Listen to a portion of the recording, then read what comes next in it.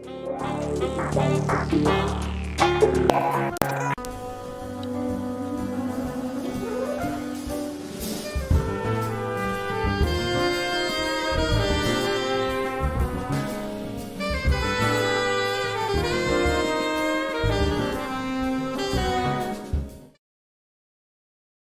I want to thank you both for doing this. This is so great. I appreciate it.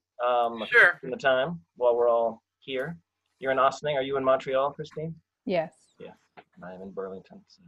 Through this 21st century magic of these screens. It's crazy, right? Yeah, it was science fiction when I was a kid, right? Star Trek stuff.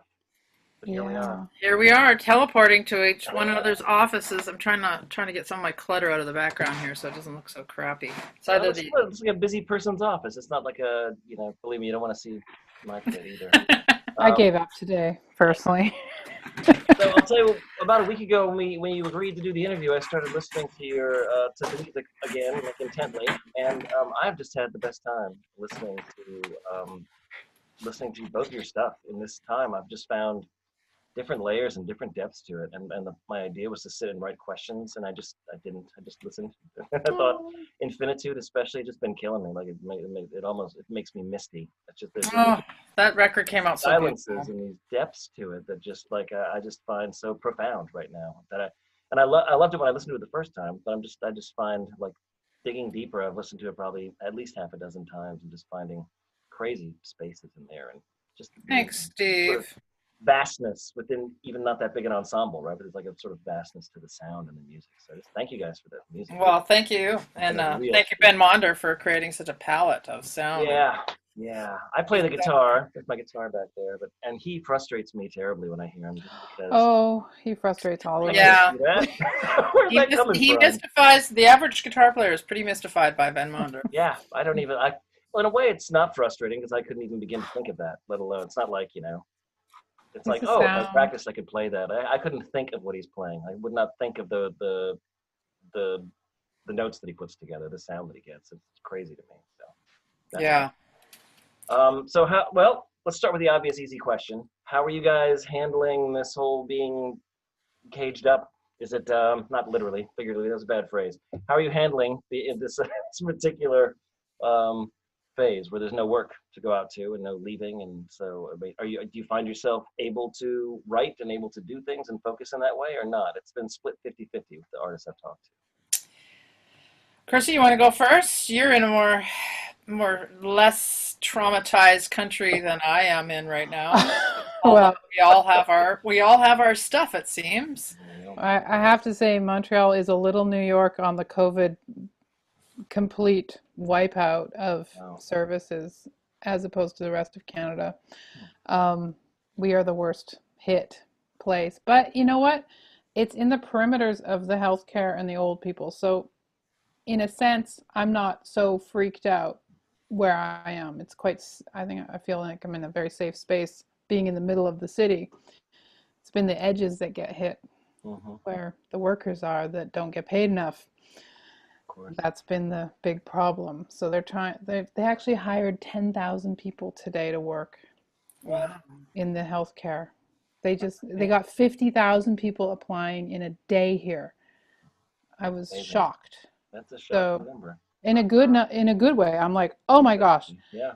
People actually are we're gonna rise up out of the fumes we're in right now.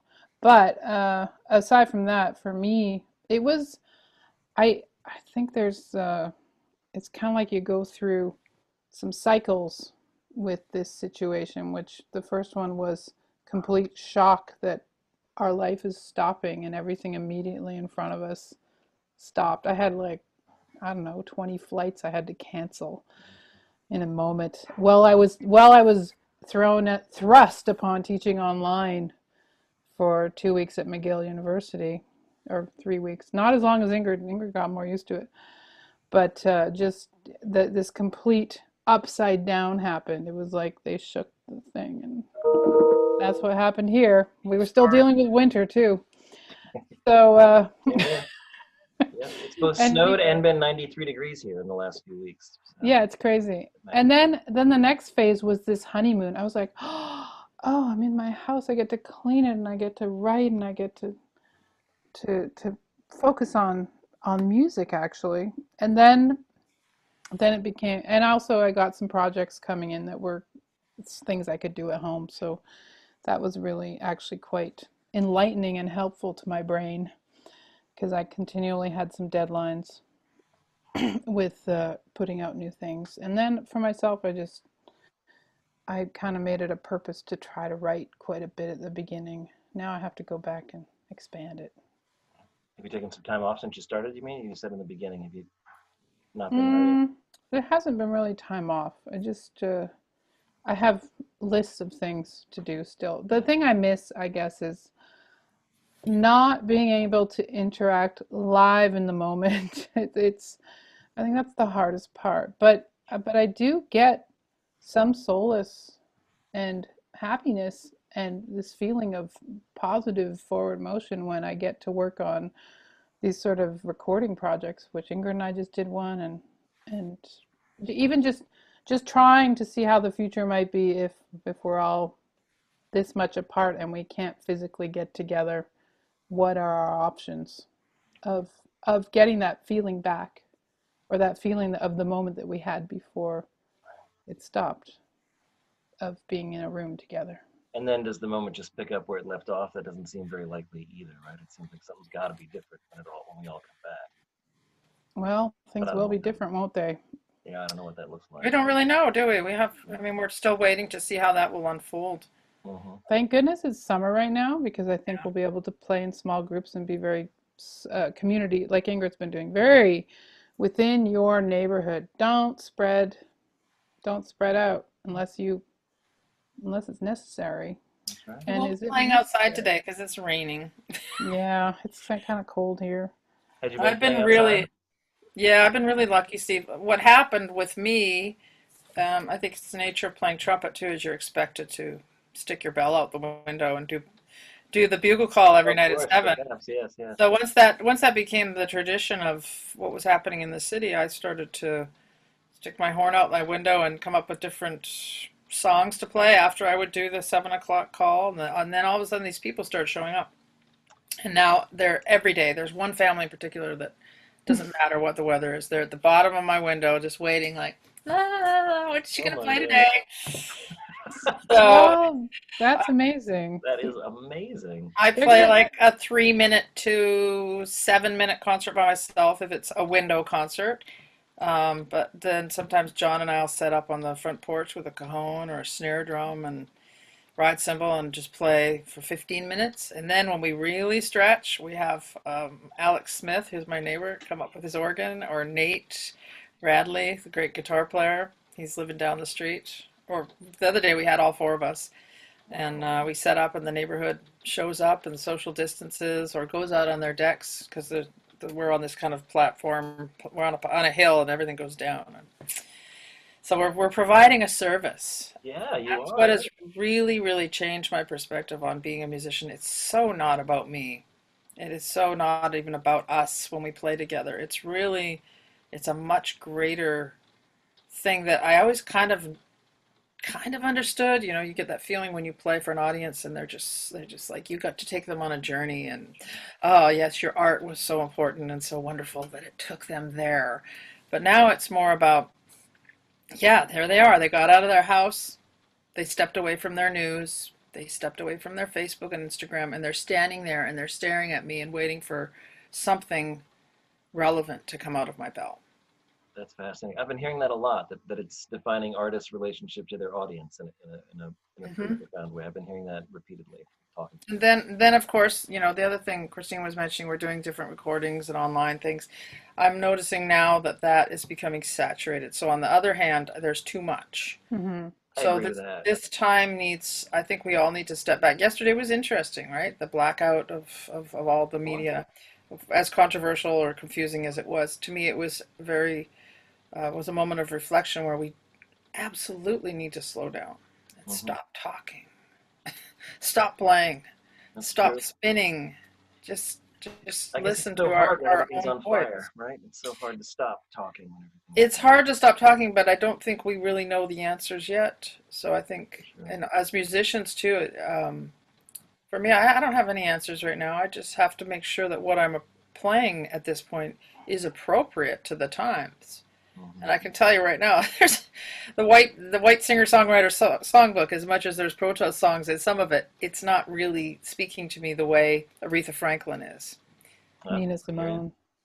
Nina Simone, and that's not just like, oh, that's a hip thing to do. It's like, no, there's a reason these songs need to be played, and people need to hear this music. I played Black, Brown, and Beautiful by not Horace Silver. Whose song is that? Yeah, I think it's Horace Silver. He wrote it. Beautiful little ballad. Just played that out the window, and then I told my neighbors who the composer was. I tell them what the song is, and Yeah. they go and they start researching these artists, and they're like, "Oh wow, who knew?" What'd you say, Yeah. Christine? Oh, I was going to say, I hope you have a microphone so they all hear the names. Yeah. Oh, they can hear the acoustics in my neighborhood are incredible. What is this? Unless there's a magical car or a place where- lawnmower. This sounds like Oz, where the musicians gather at sunset and play a set, and It's pretty special, I have to tell you, Steve. Yeah. It's so special. I don't really want it to. I don't stream it or anything, but some neighbors video it. We've done a few videos, but I just feel like it's our little sanctuary. We meet at 7, Yeah. and there are people who weren't coming out of their house for the first while. Like our neighbor across the street, she was so frightened, and her husband would sit on the front deck. Now she's out there and she applauds. Oh, So good. it's like just from going from this like, don't let anybody breathe. Oh, her trumpet, it might send fumes across the street. Trumpets are evil. Wow. Well, yeah, So Christine mentioned playing in smaller ensembles. It's interesting. You two are both associated with large ensembles in a lot of ways, right? Christine, band. You I play guess. the other side of Ben and Darcy. Yeah. James argues Bendiston. And Yeah. what's the future of those? Like those seem like were like a particularly grim situation, right? I was talking to Christian McBride last week, and he's like, "Big band's on hold for 21. We'll come back in 22." Yeah, it's gonna, no matter how you slice it, it's gonna cost a lot of money to make a big band work. Mm-hmm. It already And did, right? It was already impossible, I assume. It was already a losing situation. Now it's gonna even be like you're gonna need each person's gonna need their what's it called, the Patreon account to be filled in order to show up to their gig. Right. What did you think about that, Christine, with the large ensembles? Well, you need a I big have to. group. I'm a little. I think it's going to be different, and it's going to have to do with. I hate to say it. You know where I look all the time? I look at Germany. Mm-hmm. I look at mostly Germany because they're being so bold in putting the musicians in a room already.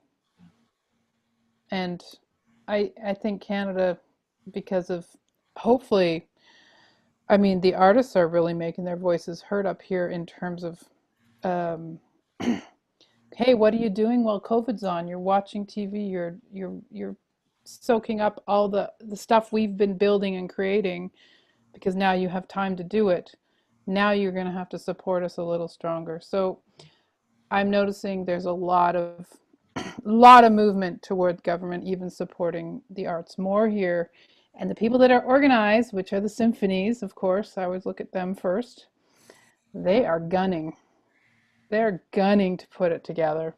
And then that means the next step is the large ensemble in jazz. But I'm not talking about the US, I'm talking about Canada. I know, believe me.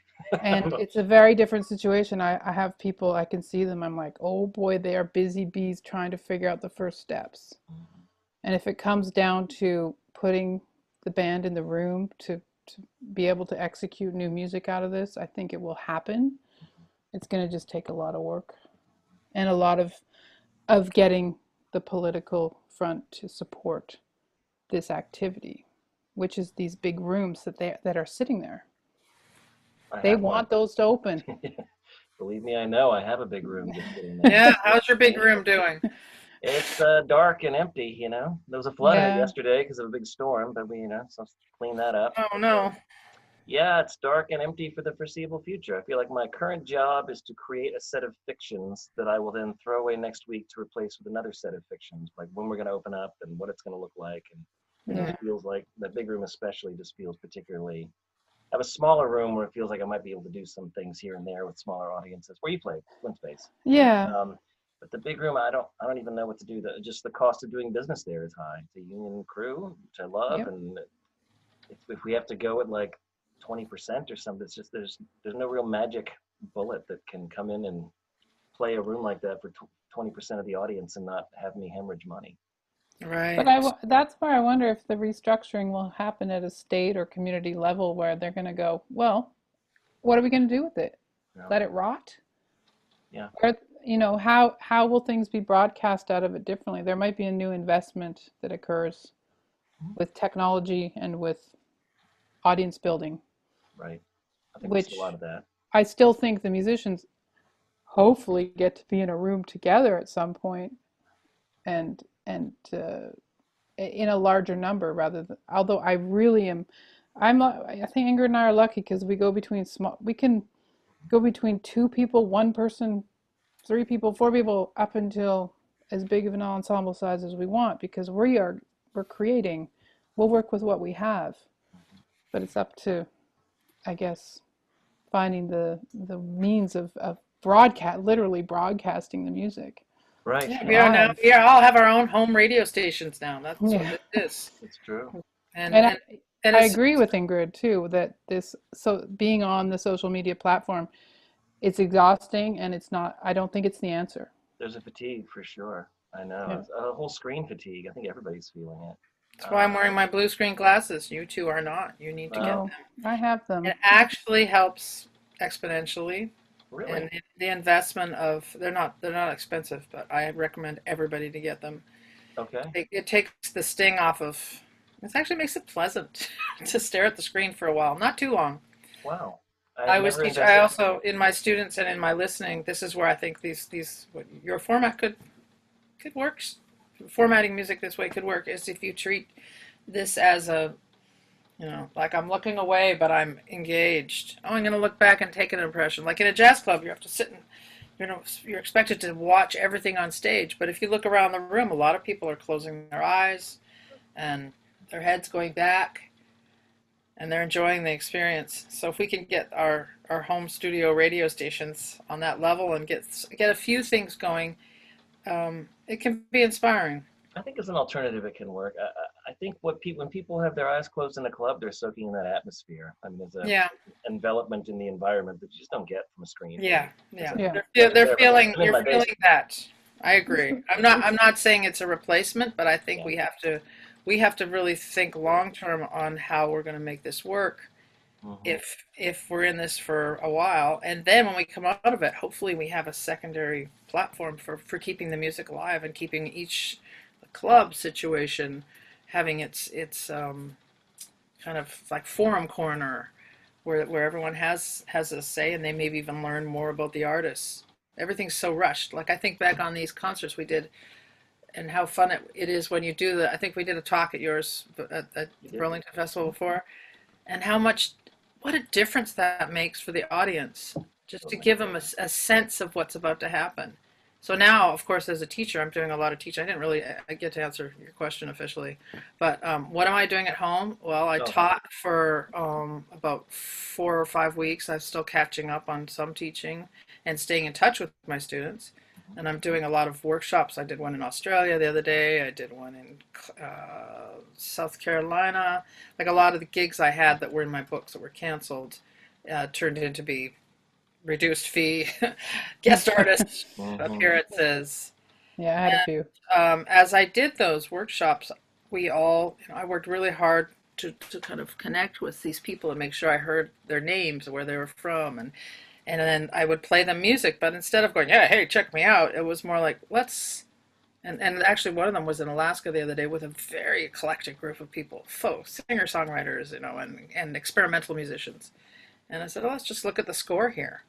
And let's follow this tune that we're playing that sounds like it's so complicated. And by the end, it was a 2-chord vamp, it was old time, and a Kenny Wheeler melody, kind of bluesy, New Orleans groove type material. And at the end, they're just like, one woman said, I feel validated after this. And I was like, yes. Nice. Yeah. Nice. Yes, because as I was watching them space out, I was like, wait, let me give them this to look at. And now listen to this form now. And then involving and engaging them in a way where they're actually no longer just a spectator. Hmm. And as much as I love my audience spectating, I am also inspired by their curiosity about what the heck we're doing. Right. From the most Yeah. professional level musician down to someone who's like, I hate jazz. Those are my favorite people, by the way. I used to hate jazz, and then I heard your trumpet sound made me not hate trumpet, and I kind of like the sounds. That was my mother for sure. She hated jazz. I remember we were watching TV one time. That Memorex commercial with Ella Fitzgerald came on. My mother, she says, "I think she is the worst singer in the world." I remember just saying, "So, Mom, let's just get this straight. Of all the singers in the world, if you lined them up, Ella Fitzgerald would be the worst." You knew my mother was hilarious. She thought for a minute, she goes, "Yes." It was very funny. But That's brilliant yeah, because I was just watching the Itzhak Perlman masterclass, and he references Ella Fitzgerald at the end as the person with the greatest intonation ever. no, I would agree completely. My mother didn't like the Itzhak, way she couldn't she just sing the melody? She's one of those people, you know. She did not like yes, improvisation. yeah. Just sing the melody for goodness. Oh, We that's didn't listen to funny. a lot of music together, but I loved my mother. Yeah, well, maybe this is what we'll have is the I Hate Jazz Forum. And we'll Yeah, I hate have jazz. a discussion. Yeah. There's Happen. ways out of it for sure. I was raised in an I hate jazz household, and I hate cats and I hate jazz household, and I live in a house full of cats and jazz. So Look at you now. Look at the it's always seeds the way, behind you. the development. You were talking about kind of providing context, I guess, for music before people hear it. And we have a thing at the Jazz Festival, artists in residence that spend, a week there. Hmm. I've been doing it for about 5 or 6 years. And it works to varying degrees, It's just a lot of it depends on the personality that comes in and does it. But I would love to have you two come and like co-do it one year when we get this festival back up on the ground. If you'd be interested, that'd be, In a hot minute. Oh, yeah. yeah, Burlington. people Bring that are us. into that whole idea of connecting in that way. I think it'd be great. So Yeah. there you go. Well, I mean, in that sense, I think jazz has a future because it's like little small chamber groups. We're not going to stop. We're not going to stop making music, and as long as people are curating a place for us to be, Hmm. it's going to move. It's going to keep moving forward and not whatever the word jazz is. What I'm curious about is I wonder if also once we have that format where we're allowed back on stage to play together and there's good quality recording and streaming equipment, is like how many people will be happy staying at home knowing they're safe if they're compromised and there's no resolution to this yet. But even either way, that it's like, you know what, I'm now able to tune into this concert and be part of it with good headphones or a good speaker system, but not have to leave my home. Yeah. That And has for some, absolutely. and I think that, strangely enough, I think that's a way to expand an audience. Mhm. We've been talking about that a lot, at my place of work. There's challenges to it, but I think that's true. It should be made available both ways, right? And yeah, and it could be, I mean, again, we're in a saturation situation where who knows how people go from one Instagram live feed to the next streaming Burlington Jazz Festival feed. I don't know how they figure out how to go. I can't. I'm I overwhelmed by guess all we're of it. contributing to the noise, but we don't put those things Yeah. out there. But I think if we have that interaction available, which this Spanard festival I'm doing in Alaska is kind of, they're trying to kind of do that where it's like it's about for everybody. It's not just the elite listeners. It's for the young student who needs who's just curious to Yeah. to the old jazz fan that's actually helping to fund it because it is such a community music. We're so Hmm. lucky. We are so lucky to have such an open conversation in our community, whether things are really screwed up as they are right now, and coming to a head. Yeah, which they clearly are. Actually inspiring, but we can actually have that conversation through this language that we are mutually sharing. Yeah, It's not mutually exclusive. It's the opposite. It's a mutual share. it's the opposite. Yeah, exactly. Yes, I agree with that completely. That's a good way to put it. A lot of people do feel intimidated and I guess it's the presentation of it that can be exclusive. Like there's an elitist tag on jazz that it doesn't deserve. Hmm. And just I don't know where that comes from. I You know, totally agree. Yeah. I guess it comes from And it, nice suits and Lincoln Center and the Opera House and that kind of vibe. But it's and then the European classical, European ECM scene doesn't help. I'm yeah, sorry. It's amazing music. It's incredible. I love it, but it also it seems lofty and exclusive in a certain way. And I think that's where when we talk full circle back to this band, this Infinitude band, we never really thought, oh, here are a bunch of white people playing this music. We just were like, man, we've all heard and dug into a lot of different types of music. Let's get on stage and throw it all in the pot together. Yeah, it Going to was. Peru, my husband studied Afro-Peruvian cajon with a cajon master in the deep, dark, ghettos of Peru, of Lima, and I have a picture of this guy. This is one of my biggest supporters. He's gone now. Oh yeah. Dr. Billy Taylor, who was friends with Martin Luther King. So, that's all we talked about when I was with him. Yeah. That doesn't justify anything or explain anything, but I think if we were to just break down the whole personality element of our band, we're all listening to different music. Ben's into krautrock. John grew up playing with Kiss, and I was obsessed with listening to Woody Shaw. Everything I did. Christine was like way into. What was I into, Ingrid? I'm kidding. Cannonball. No, Definitely. I think the Police. And the Police. Every song I We're a great write band. has an ode to their bass line of some So sort. that's what is to me has always been what drew me to this music from the very beginning was this open book of possibilities. Yeah. Was it played around your house a lot? I assume with two professional Yeah. musicians in the house, obviously it was Yeah. a prevalent thing when you were growing up. I think our mom had a crush on this guy Elmer Gill when she went to UBC. He was a vibes player, and he turned her on to all of the really Black American music. Mm. And she went from being a classical head to a Scott Joplin head. Wow. And from there on, it was like Oscar Peterson, Oh, Fats Waller. Huge. Fats Waller. Oh man. Huge. Nice. Yeah, sorry, not Scott Joplin, Fats Waller. Thank you. But she played a lot of Scott Joplin. Like But to her, that was her classical music. yeah, Mm-hmm. Yeah, the ragtime makes sense. Fats Yeah. Waller. Then she heard Oscar Peterson, and it was all over. She was Yeah. just like, "Look at this! This is Yeah. and he's Canadian." Canadian, no less. That's right. That's And then he patriotic. played with all those singers, and she was Yeah, bringing all these singers in. If they were playing with Oscar, we got to hear Mhm. those records. That's yeah, right. And everybody played with Oscar, right? There's a million Oscar Peterson blank Yeah. with the Oscar Peterson trio, right? yeah. And so many. that's how I also got Clark Terry into my brain too. Early on, was hearing those records and just Yeah. what? And Mumbles Yeah. is on one of those records, right? And that's what Yeah. that's amazing, right?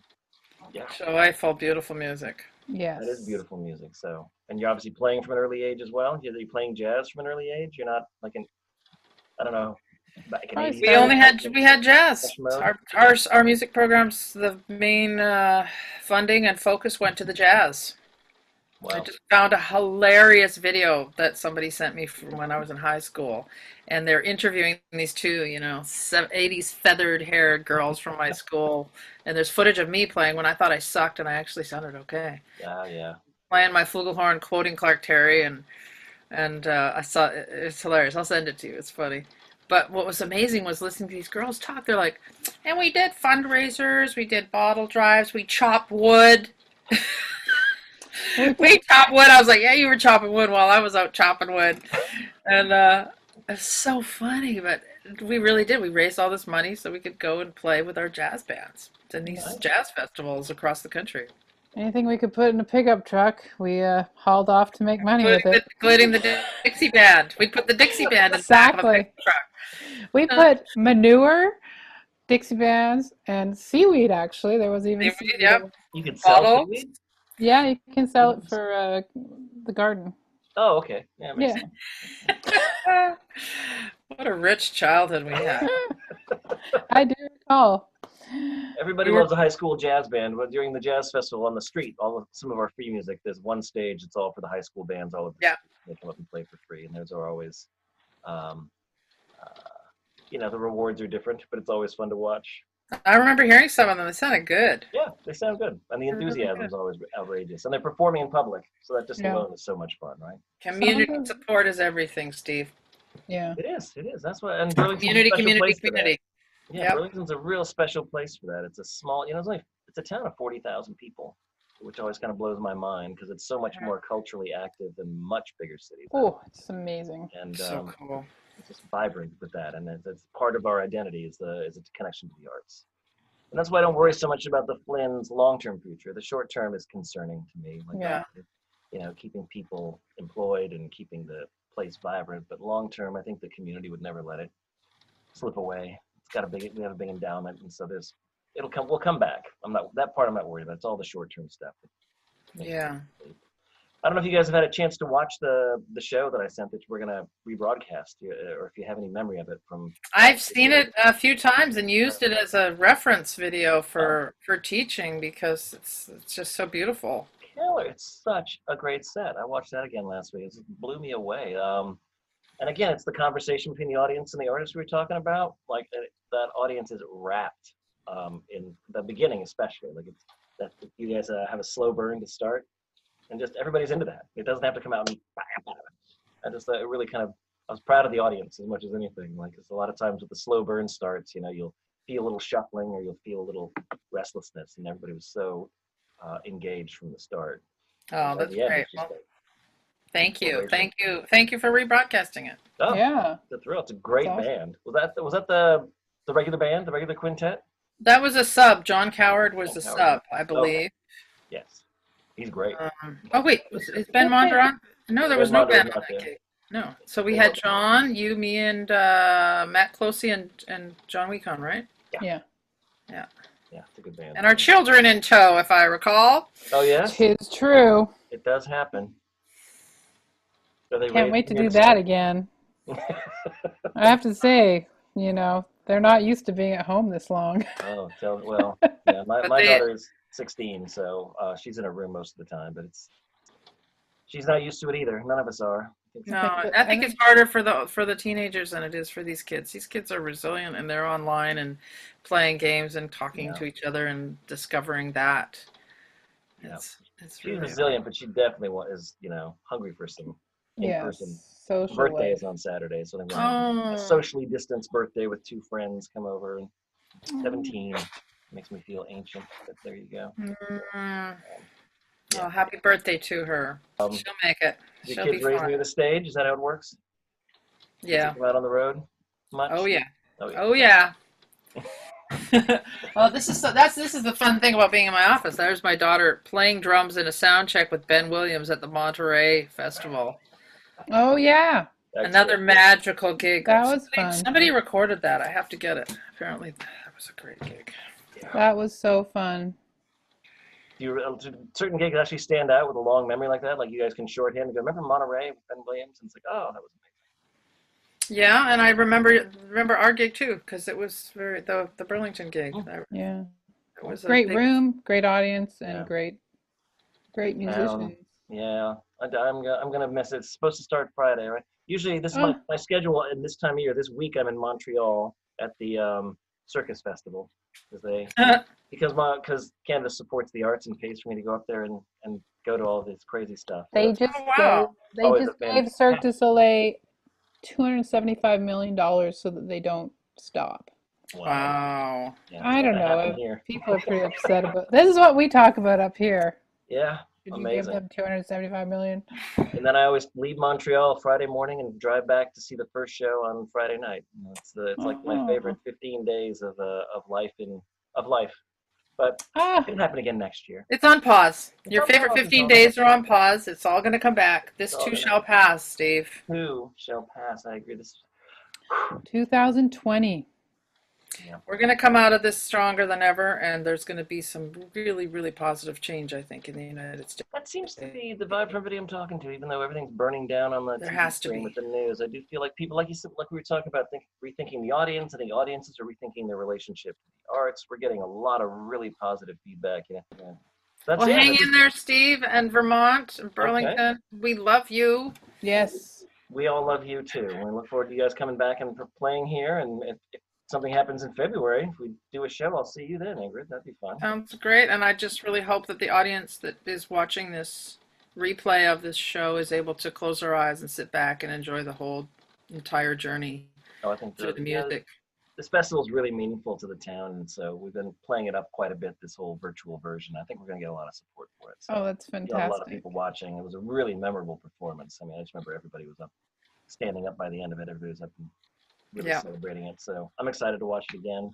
And again, thank you for the music. Like I said, I can't tell you how meaningful it was to me this last week, just to sit and really just kind of washing it. It was beautiful, beautiful stuff. Oh, thank you, Steve. All right. Yeah, Really thanks a appreciate it. lot. Great to see you, sis. Great to see you too. Bye-bye.